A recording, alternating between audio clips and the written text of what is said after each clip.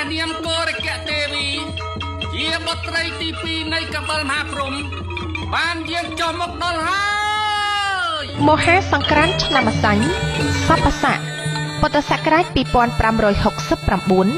គ្រិស្តសករាជ2025មហាសករាជ1947ចលសករាជ1387សុភមសុវរៈមង្គលាជយាតិរេកព្រះពុទ្ធសករាជព្រះសាសនាអតិកន្តាកន្លងទៅហើយបាន2568ត្រឹមថ្ងៃអាទិត្យ15កើតខែពិសាខលុះដល់ថ្ងៃច័ន្ទ1រោចខែពិសាខឆ្នាំម្សាញ់សពស័កតទៅចូលពុទ្ធសករាជ2569និងកណនីឆ្នាំម្សាញ់ឥឡូវនេះ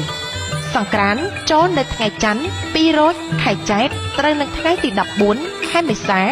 គ្រិស្តសករាជ2025វេលាម៉ោង 4:48 នាទីពេលនោះព្រះអាទិត្យចេញពីមនៈរិស័យទៅស្ថិតនៅឯមេសៈរិស័យតាមផ្លូវគោវិថីគឺផ្លូវកណ្ដាលមានទេវធីតាមួយព្រះអង្គជាមគ្គនាយិកាព្រះនាមកោរិកៈទេវីជារាជបុត្រីទី2នៃកបិលមហាព្រហ្មគង់នៅចតុមហារាជការទ្រង់អំពរពណ៌លឿងលម្អនៅព្រះការដោយសៀតផ្កាអង្គាបបុអភរណៈកែវមុតតាផស្សហាទ្រង់តេលំប្រេងព្រះហស្តស្ដាំទ្រង់ព្រះខ័នព្រះហស្តឆ្វេងទ្រង់ឈើច្រត់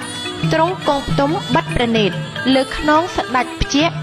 ស្ដេចខ្លាជាយានពីហណៈទៅនាំអស់ទេវបុត្រទេវធីតាទាំងមួយសែនកោដ្ឋហោះទៅកាន់គុហាកៅធម្មមេលីនាទីភ្នំកៃឡាសខេត្តហេមពាន្តជាទីតម្កល់ទុកនៅព្រះសិរសាកបិលមហាព្រហ្ម